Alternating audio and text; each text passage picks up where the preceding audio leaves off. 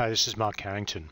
In this next video, I'm going to talk about the use of or establishing a stop-loss strategy in conjunction with a Bollinger Band and MACD technical analysis.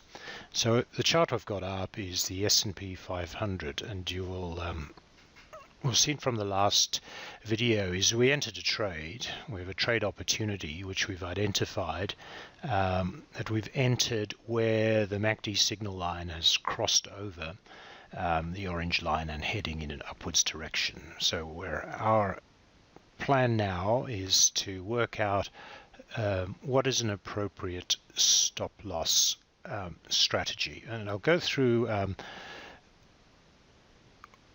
one at a first level, which basically follows price action all the way along, and just see what happened. So the red line on the chart is a stop loss that we would have for our initial trade, and we will have entered at this level here, where after so above the high of the bar that crossed over, so about where this I'll put a marker over there as to where we entered. We entered over there. So our entry price is there, and our stop loss is somewhere below the last lows.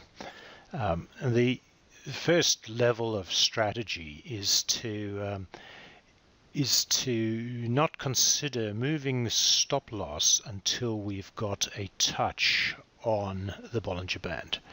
And what we want to do is, when we have a touch on the Bollinger Band, is which happens over here, is we will consider moving the stop loss only if we have a confirmed swing low.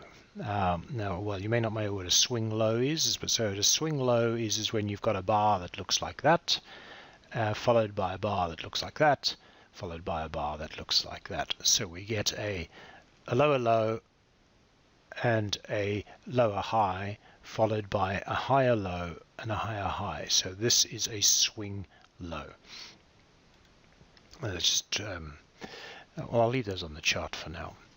So we've got a touch band. So the idea is we're looking for this chart formation, and we will move our stop loss underneath the swing low. So we can only do that once we have confirmation that the new bar has made a higher low and a higher high. So, and we'll do that after we've touched the Bollinger Band. So over here, if we blow this up a little bit so we can see it a bit better, we've got to touch the Bollinger Band here. The next bar is a higher high and a higher low, and the one after that is, you can see that it has a lower high and a lower low, and the one after that does not produce a higher high. So that is not a swing low.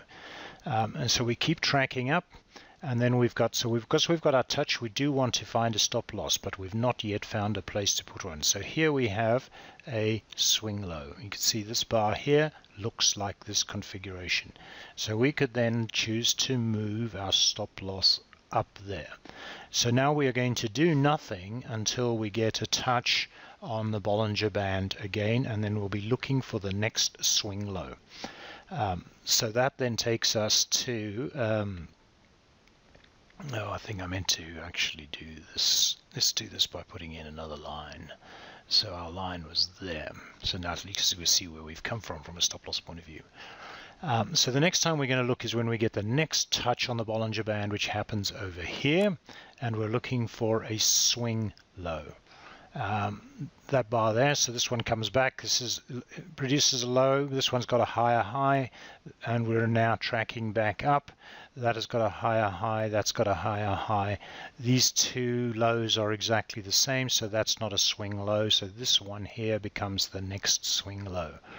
So we can move the Bollinger Band behind that swing low. And we're going to do nothing until we get a touch of the Bollinger Band again. We get one over here, and now we're going to look for our next swing low. And the next swing low happens to be here, so off we go behind there. We tootle up here. You might think we've certainly got a touch here, so we're looking for a swing low after this touch on the Bollinger Band. We had a few here. There's no swing low here. That's not a swing low. That is a Can we argue that that's a swing low? Yes, we can. No, because it's not produced when we're looking for this shape here. So that's an engulfing bar. So it's got a lower high, a lower low. That is not a swing low because it's a lower low and a lower high. That's not a swing low. That's not and here is our swing low. That's the first swing low after that touch. So we would go and move our stop loss in behind there, and we would see that we would actually get taken out of the trade. So that's process of moving the swing low. After swing lows produces us a trade which is only that big, and you'll recall from our previous video is that we had previously been able to capture more of that move. So how about an alternative strategy then, but using swing low concepts? And what we will do is that we will try to we'll only move in the same way we did last time, is we'll move the stop loss when we get maybe we'll just do so when we get a close below the middle of the Bollinger Band range. So I'm going to take some of these lines out. Let's get rid of these lines here, which are these ones here.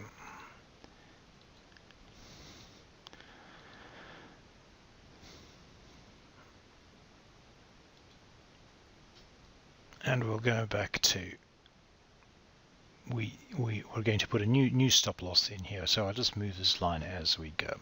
Okay, so what we're doing is we're now looking for swing lows when we cross below the center line. So this one here is not a swing low, so we would not move it then. We go back up to the center line, down and back to the center line, and we are now going to be behind here. And that is essentially, you will probably get taken out depending on how wide our stop loss was there.